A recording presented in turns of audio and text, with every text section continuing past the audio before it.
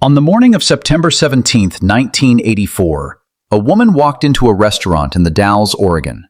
She was wearing ordinary clothes. She ordered nothing. She carried a plastic bag in her purse. Inside the bag was water, contaminated water, loaded with a live bacterial culture that had been grown in a medical laboratory inside a religious commune 40 miles away. She moved toward the salad bar. She opened the bag. She poured it in. Then she left. By that evening, people were getting sick.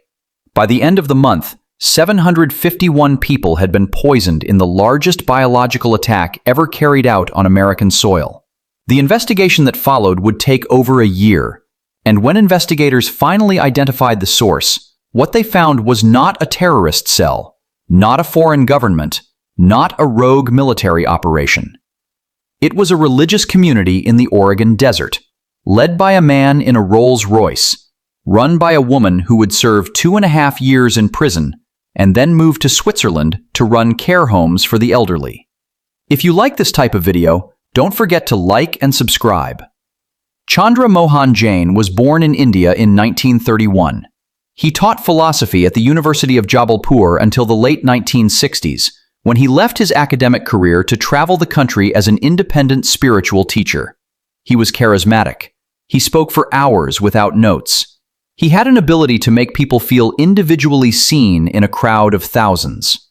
By the early 1970s, he had taken a new name, Bhagwan Shree Rajneesh, Bhagwan meaning Lord. His followers called themselves Rajneeshis. They wore red and orange. They meditated. They venerated him. In 1974, he founded an ashram in Pune, India. It attracted followers from Europe, America, and Australia. It grew faster than anyone had anticipated. Then the Indian government began investigating unpaid taxes. The attention became uncomfortable. In 1981, Rajneesh and a core group of followers left India and came to the United States. His secretary, a woman named Ma Anand Sheela, had already arranged a location, a cattle ranch outside the tiny town of Antelope, Oregon, population 60. Rajneesh told local authorities he was establishing a small farming community. Within 3 years, 7,000 people lived on the ranch. They built roads, a transit system, a shopping mall, a school, an airstrip, and their own airline. The settlement had its own police force. They named it Rajneeshpuram. The 60 residents of Antelope watched this happen from across the valley and said very little, because there was very little they could say. The Rajneeshis had done nothing illegal, but the Rajneeshis had a problem. Oregon state elections were coming. The commune needed political allies in local government, friendly faces on school boards, county commissions, planning committees, people who would not fight their expansion. They did not have enough votes, so they bussed in thousands of homeless people from neighboring counties, housed them on the ranch, registered them as local residents, and pressured them to vote for Rajneeshi candidates. It worked. They won a referendum to rename the town of Antelope. It became the town of Rajneesh, but the next election was larger. The target was the Dalles, a city of 10,000 people in Wasco County. The Rajneeshis needed to win the Wasco County Commission, 2 seats, enough to control local planning decisions. They did not have enough legitimate votes there either, and so, inside the commune, in the autumn of 1983, a plan was formed. They would not bus in voters this time. They would make voters stay home. If enough residents of the Dalles were sick on election day, sick enough to stay in bed, sick enough to miss the polls, Rajneeshi candidates might win. All they needed was the right pathogen, something that would incapacitate but not kill, something they could deploy quietly without drawing attention. They chose Salmonella typhimurium, a bacterium that causes severe vomiting, diarrhea, fever, and cramps. Debilitating, rarely fatal in healthy adults. Difficult to trace back to a deliberate source because Salmonella outbreaks happen naturally all the time. They cultured it in the commune's medical center, a legitimate-looking facility with real equipment, staffed by people with real credentials. In August 1984, they ran a test. Followers in ordinary clothes moved through the Dalles, spraying contaminated water on door handles and grocery store produce. They waited. Nothing happened. Not enough people got sick. So they ran a second test. This time, more deliberate, more targeted. On September 9, 1984, a small team of Rajneeshis entered 10 different restaurants across the Dalles.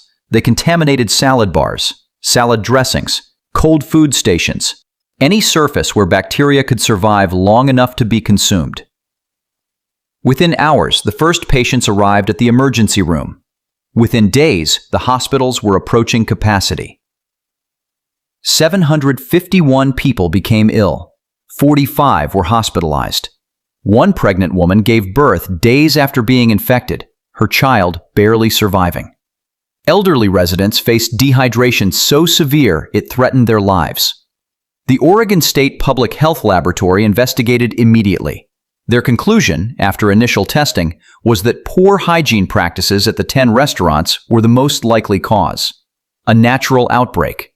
Unfortunate, possibly preventable with better food handling, but not a crime. It was not until a year later when the FBI entered the commune for unrelated reasons and found something in the medical center that the picture changed entirely.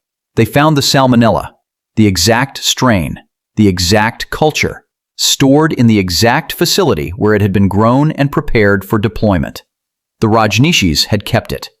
By then, Rajneesh and Sheela had already fled the country on private planes from the commune's own airstrip. Rajneesh was arrested in North Carolina, attempting to leave the United States. Sheela was detained in West Germany.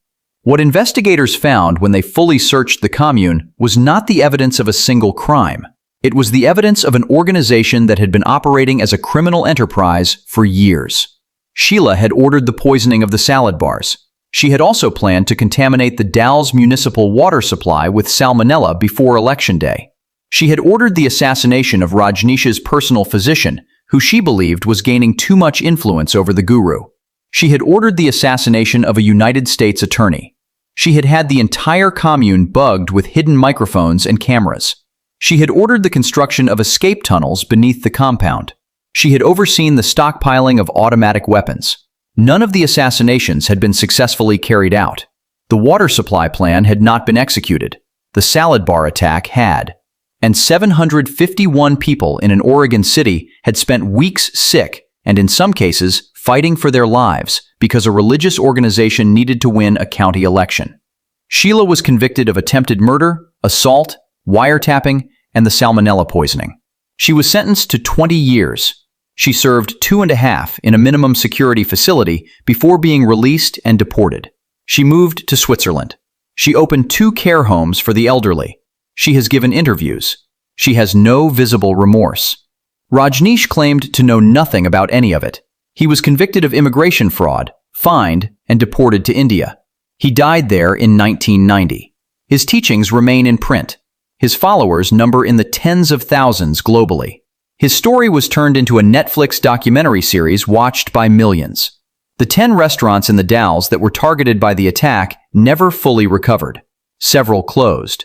The customers who had gotten sick stopped coming back. A plaque was placed in Antelope, the town that had briefly been renamed, that reads, "To those of this community who throughout the Rajneesh invasion and occupation of 1981 to 1985 resisted and remembered. The 60 people who had always lived there got their name back.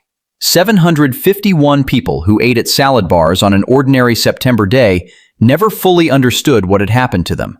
For a year, they were told it was poor restaurant hygiene. It was not poor restaurant hygiene.